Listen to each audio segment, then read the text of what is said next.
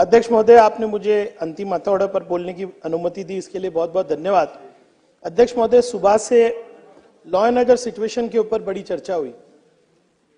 अध्यक्ष महोदय, आज एक ज्येष्ठ सदस्य ने आर्टिकल 19 और आर्टिकल 19(2) इसके विषय में यहाँ पर सविस्तर भाषण किया और सम्मान्य ज्येष्ठ सदस्य अर्जुन खोतकर जी ने बोला, और मुझे खुशी है कि आज इस आर्टिकल 19 और 19(2) पे चर्चा हुई।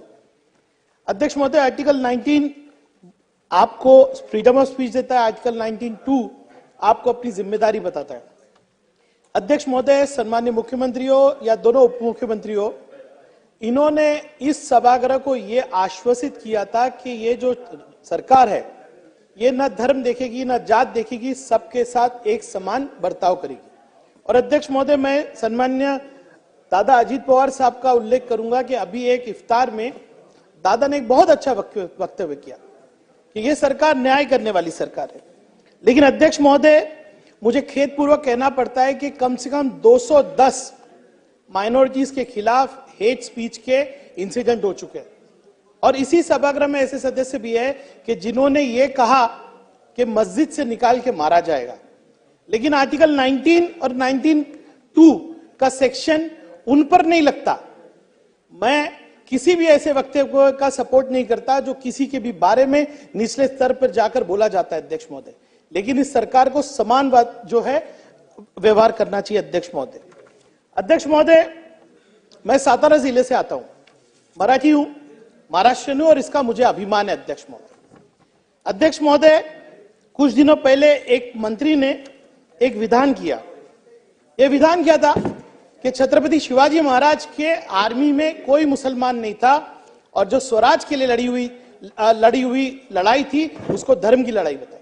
अध्यक्ष महोदय, आज मैंने उस सम्माननीय मंत्री महोदय को एक डिटेल खत लिखा है और इस खत के अंदर अध्यक्ष महोदय मैंने उन जाननिसारों की बात की है कि जो छत्रपति शिवाजी महाराज के साथ मुसलमान होते हुए भी अपनी जान उन्होंने दी।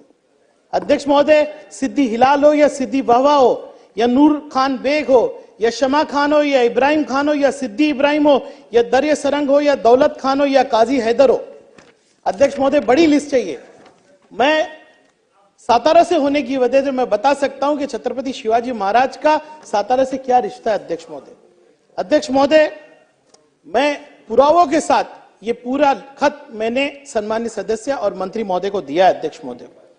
अध्यक्ष महोदय, आज लॉ एंड ऑर्डर पे जब हम बात करते हैं अध्यक्ष महोदय, तो सबसे बड़ा इस राज्य में जो प्रॉब्लम है जिसको हम सबको मिलकर लड़ना चाहिए वो आज ड्रग्स के बारे में अध्यक्ष महोदय। ड्रग्स का इतना बड़ा प्रॉब्लम है कि अगर आप क्राइम अगेंस्ट वुमन देखो या जिस तरह का क्राइम महाराष्ट्र में हो रहा है उसके पीछे आपको ड्रग्स मिलेगा।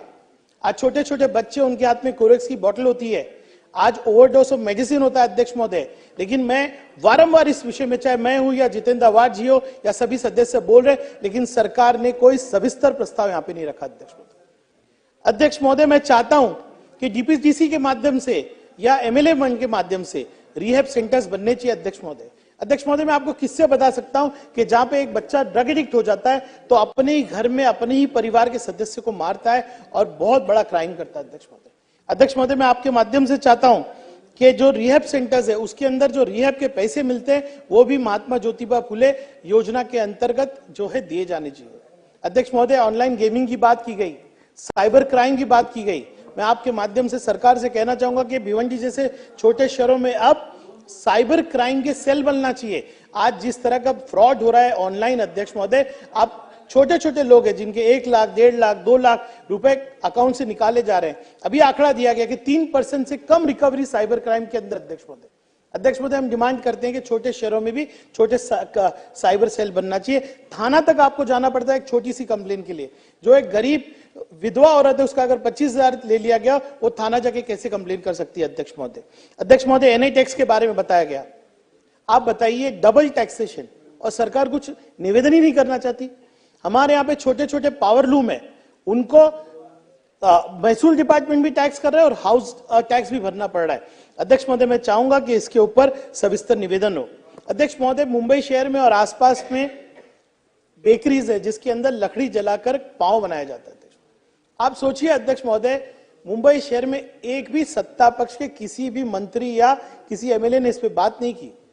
हजारों बेकरीज है अध्यक्ष महोदय जिनको पोल्यूशन के नाम पे नोटिस दी जा रही है। आज 60% लोग पाव खाते हैं अध्यक्ष महोदय। मुंबई में आप देख लीजिए, आप बाहर जाएंगे तो वड़ा पाव। अभी यहाँ पर आपके ही कैंटीन के अंदर दावेली मीर कोटेचा जी ने लाई, वो पाव है अध्यक्ष महोदय। मीर जी, और 3 रुपए का पाव 5 रुपए का आपकी सरकार में होने वाला है। बेकरीज को नोटिस दी जा रही कि आप बंद करो।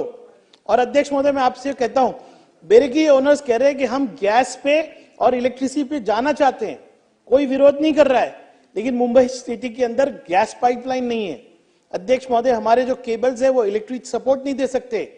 6 महीने में आप कह रहे हैं कि गैस पे जाओ और गैस की पाइपलाइन नहीं अध्यक्ष महोदय। कितनी इनसेंसिटिव सरकार है। गरीबों का जो खाने वाला पांव अगर 3 रुपए से 5 रुपए होगा तो पूरा उसका चेन इफेक्ट होगा अध्यक्ष महोदय।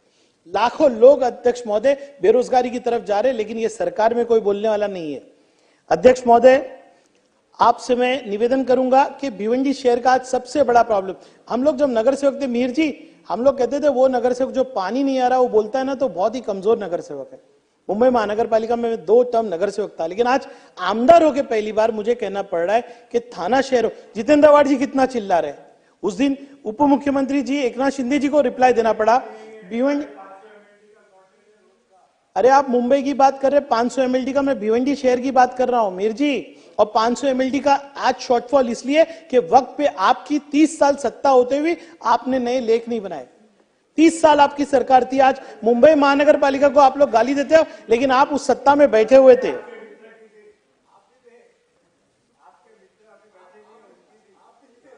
आप भी हमारे मित्र हैं, आप भी हमारे मित्र हैं, लेकिन ये बात सही है वरुण जी, आप लोगों को ध्यान देना चाहिए। 30 साल आपकी मुंबई महानगर पालिका में सत्ता थी, लेकिन आपने गारगाई का प्रोजेक्ट नहीं किया।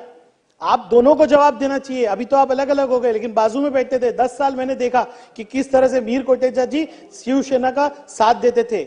आज मुंबई शहर के अंदर 500 एमएलडी की आज कमी है अध्यक्ष महोदय। भिवंडी के अंदर आज आमदारों के खड़े रहना पड़ता है और बोलना पड़ता है कि बाला कंपाउंड हो या गैबी नगर हो, कहीं भी पानी नहीं है। कल अध्यक्ष महोदय मैं जाकर फेने गांव में पानी लाया, 70 साल के बाद वहां पानी आया अध्यक्ष महोदय। दूसरी बड़ी समस्या जो है भिवंडी की ट्रैफिक है अध्यक्ष महोदय।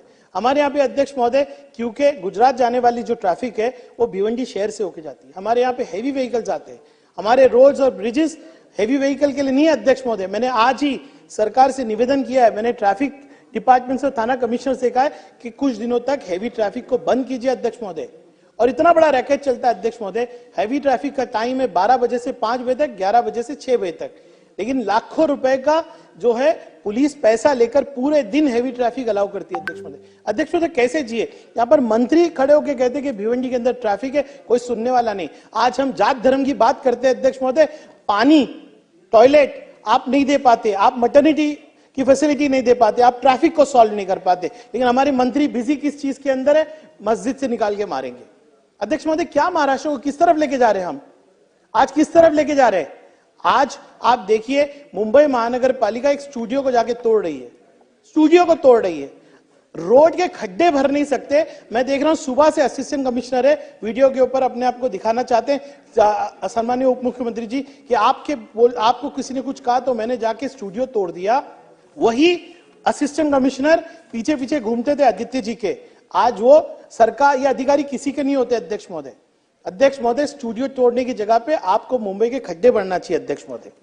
अध्यक्ष महोदय, आपने एजुकेशन के ऊपर बहुत अच्छा विषय लिया था।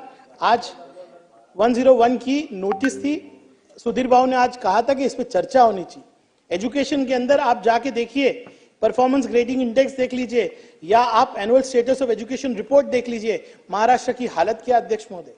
हम गर्व से कहते हैं कि हम महाराष्ट्रियन हैं, हम गर्व से कहते हैं कि इस देश में सबसे आगे महाराष्ट्र है, लेकिन जब ये 2 रिपोर्ट में पढ़ता हूं तो मुझे अफसोस होता है कि महाराष्ट्र जैसा राज्य अपने बच्चों को पानी, टॉयलेट, बिजली और टीचर जैसी सुविधाएं नहीं दे पा रहा।